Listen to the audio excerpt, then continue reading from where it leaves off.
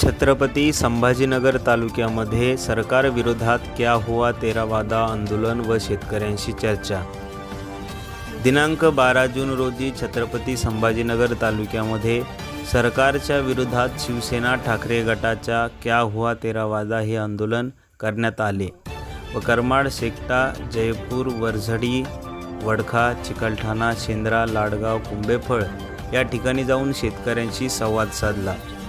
शिवसेना तालुका प्रमुख शंकरराव ठोंबरे यांनी विरोधी पक्षनेते अंबादास दानवे यांच्या अध्यक्षतेखाली हा मोर्चा काढण्यात आला।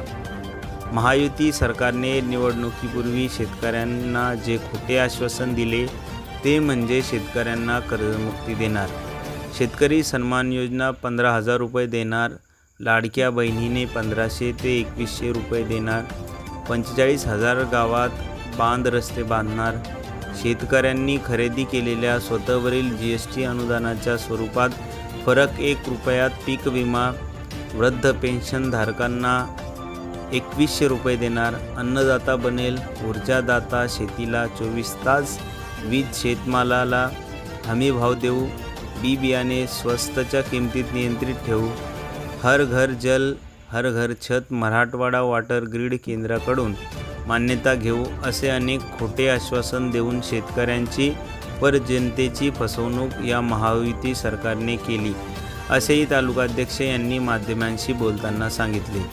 म्हणूनच महायुती सरकार विरोधात शिवसेना ठाकरे गटांनी क्या हुआ तेरा वादा आंदोलन सुरू केले।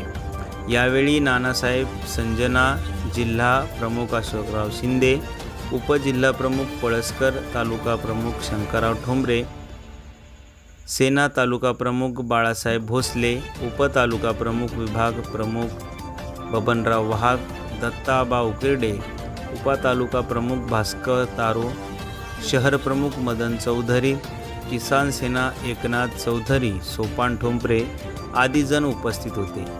अनिल भालेराव, जिल्हा प्रतिनिधी, SS India news, Chhatrapati Sambhajinagar.